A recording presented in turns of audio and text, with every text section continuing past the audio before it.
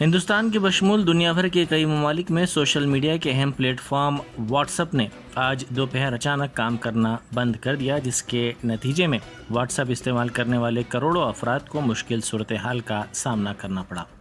ریاستی دارالحکومت حیدرآباد کے بشمول ممبئی، دہلی، کولکتہ، لکھنؤ کے علاوہ پاکستان، امریکہ، جرمنی، جنوبی افریقہ، بحرین، بنگلہ دیش اور دوسرے ممالک میں واٹس ایپ کے ذریعے میسیجز کی وصولی اور روانگی میں اچانک خلل پیدا ہو گیا۔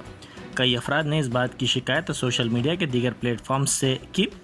واٹس ایپ کی کارکردگی اچانک متاثر ہونے کے بعد ایک دوسرے سے پیغام رسانی، ویڈیوز، تصاویر بھیجنے کے لیے عوام کی بڑی تعداد نے ٹیلی گرام اور دیگر ایپس کو ڈاؤن لوڈ کرنا شروع کر دیا۔ جاریہ ماہ کے ابتدا میں بھی واٹس ایپ کے میسیجز اچانک رک گئے تھے۔ اسی دوران واٹس ایپ کمپنی کی طرف سے اس سلسلے میں کوئی بیان یا وضاحت سامنے نہیں آئی ہے۔